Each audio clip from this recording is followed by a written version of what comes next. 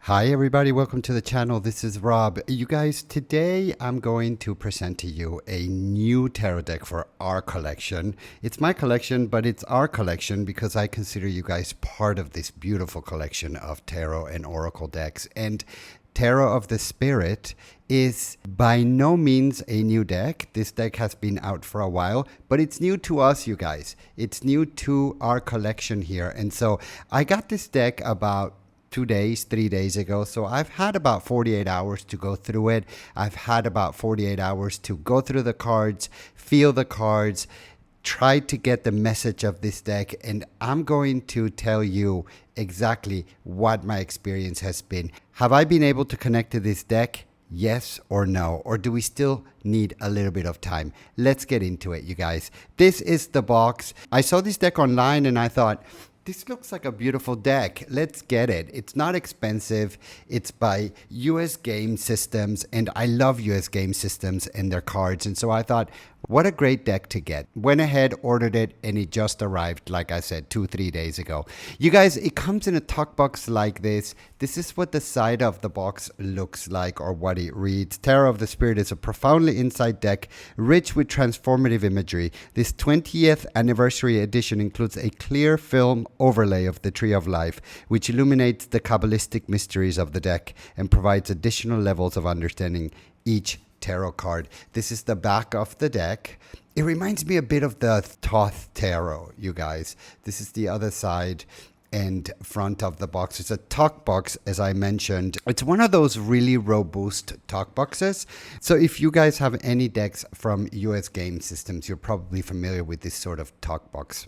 Nice and robust. It comes with a small little booklet. It is very redundant. I think what most important is, or what most interesting is about this book, is the introduction to the Spirit Tarot. And take a pause there and you can read what this deck is more about in detail. If you're interested in reading those, there is the other page, and that'll tell you exactly what this deck is all about. It comes with a couple of spreads, and then it goes right into the minor and major arcana, you guys. So that's the book in a nutshell.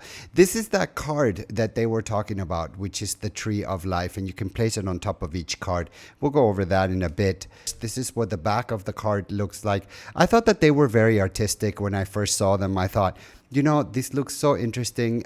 It looks like they're reversible, sort of. I mean, if you're not very familiar with the deck, then I guess it'll pass. Cardstock on this deck is very much in style with US Game Systems. If you know US Game Systems, again, you will probably recognize this cardstock. It is sort of on the matte side. It is not very shiny, so if you're not into shine, then this is a good paper. It is not thin, it is not thick. They're not gilded, as you can see. When it comes to shuffling, they shuffle really well. When it comes to doing a spread, they spread absolutely wonderful. The size is a regular tarot size. There's no major changes in size or anything like that. They say this is a deck for reflection. They say this is a deck that you can pause and you can reflect on it. You can, of course, use it for divination, and of course you can use it for reflection, but it's one of those decks that it is majorly, or as they say in the booklet, for reflection. I already looked at it and I think, yeah, it's a cool deck for reflection. I don't know that that this is a deck that I could totally relate to for doing readings.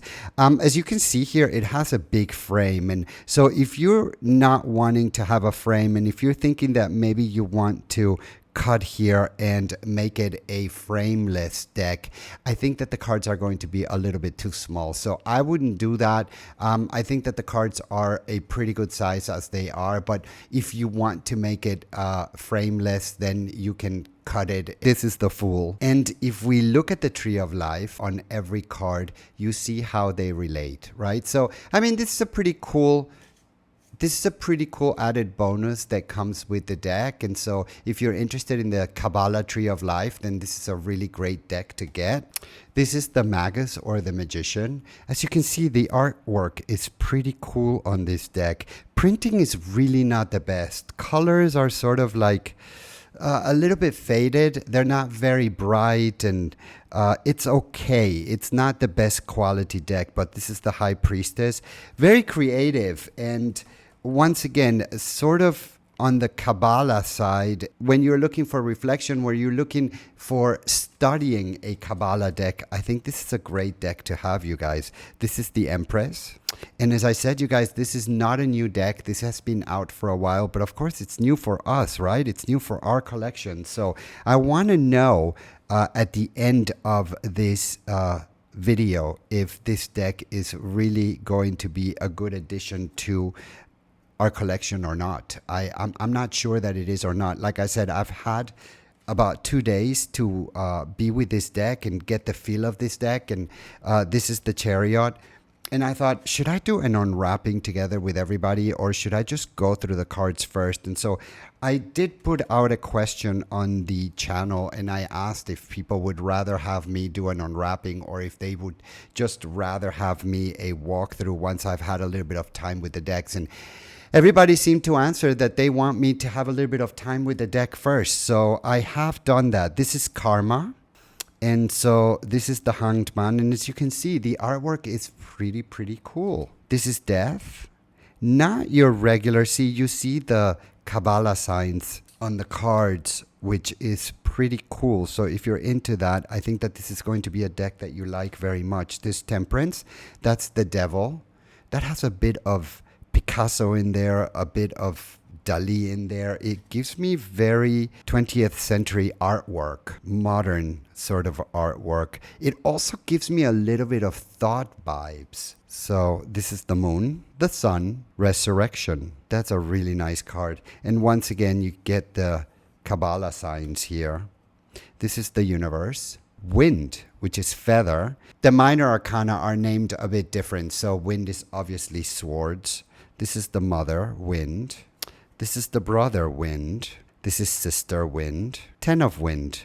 And so if you're looking, or if you're wanting to see RWS drawings in this deck, you're not going to find them. If you are starting with tarot and you've started your journey with, this is the 9 of Wind, with the RWS, this is one of those decks that perhaps can come later on in your path through tarot.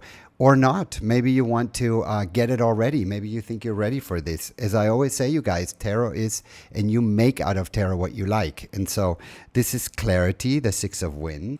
This is 5 of Wind, or the 5 of Swords, Fear. 4 of Wind. And here it gives you a keyword. 4 of Wind, which is Mastery. Recognition is the 3 of Wind. 2 of Wind, which is the Crossing. Dawn, 1 of Wind. Pretty cool artwork. I really have to say that. Father, Fire. Mother, Fire. So these are ones. Brother, Fire. Sister, Fire. That would be the Page. 10 of Fire. The Cage. 9 of Fire. Eye of Fire. The 8 of Fire. The Lightning Path. And you guys, I don't know much about Kabbalah, so I'm looking at these images and I'm thinking, okay, how do I relate to them? I guess I would have to get a little bit more into Kabbalah, but I thought that it would be a cool deck to add to the collection because I don't have much of anything when it comes to Kabbalah. So I thought this would be a cool deck to add to my collection. Can I really relate to these pictures? I don't know that I can relate to these pictures yet. Could I relate to these pictures? Perhaps in the future. 4 of Fire, which is the Flame of Spirit. The 3 of Fire, which is Birth of Light. You see, it's very different than the RWS. So if you were expecting an RWS, this is not going to do it. And by the way, you guys, this deck is by Pamela and Joyce Ekins. This is 1 of Fire, which is Force. Father of Water, which is the King of Cups. Mother of Water, Queen of Cups. Brother of Water. Sister of Water. These are pretty nice pictures. Once again, Kabbalah signs everywhere. And if you're looking for Kabbalah, this is a great deck. 10 of Water. And once again, you guys, this deck is giving me sort of Thoth vibes for some reason. The 8 of Water, Still Waters. 7 of Water. Great artwork, really. This looks like a total collection of artwork. And by the way, this deck is 80 cards. So there's 2 extra cards on this deck. 6 of water, which is faith. 5 of water, which is spilling. 4 of water, which is the flood. 3 of water, stream of love. 2 of water. You guys, do you have this deck?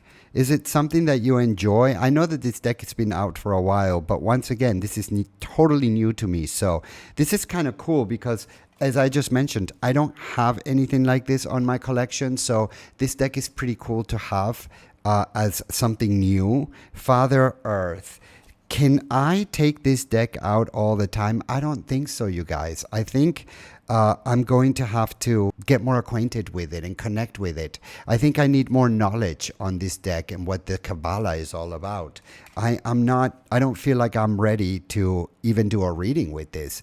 Brother Earth. Though I was reading some of the meanings of the cards and they're similar in a way. This is Sister Earth, which is coins. 10 of Earth, the great work. 9 of Earth, the zenith. 8 of Earth, the mountain. 7 of Earth, 6 of Earth, 5 of Earth, 4 of Earth, power. 3 of Earth, 2 of Earth, and 1 of Earth. Once again, you guys, that is the Tarot of the Spirit. Interesting deck. I don't know that I'm ready for it. And as I mentioned earlier, shuffling is really good with this deck. You're not going to have a problem with it. Now, big question, am I happy that this deck is in my collection? You guys, I'm okay that this deck is in my collection. Will I be using this deck all the time? I don't think so. What will I use this deck for? Will I keep it in my collection? Yes, I'm going to keep this deck in my collection. Am I going to use it for divination? I don't think I'm going to be using this deck for divination. I think this deck is going to be in my collection for studying. I think this deck is going to be in the collection for reflection, for artwork purposes. It wasn't a very expensive deck. It was actually pretty reasonable when it comes to price. And I'm just not sure if this is one of those decks that I'm going to take anytime soon. I'm going to have to find the time to get into this deck. This sort of reminds me of the Thoth. So if you are totally familiar with the RWS, but you're not familiar with the Thoth, then this is one of those decks that it's going to take a little bit of time, and it's not even like it's just any other deck that it's sort of artistic but based on the RWS. I think that this deck has its own language, so it really is going to take some time to get into it, to study this deck. I don't think I can just grab it and do a reading with it.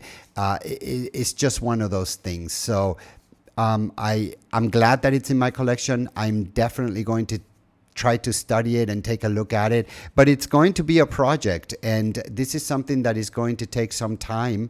I'm not ready to just start working with it. This is work in progress, you guys. I can say that. Let me know if you have this deck. Let me know if you enjoy it. Give me any tips on how to use this deck. You guys, don't forget to subscribe to the channel, and as I always say, thank you for watching, and until the next time.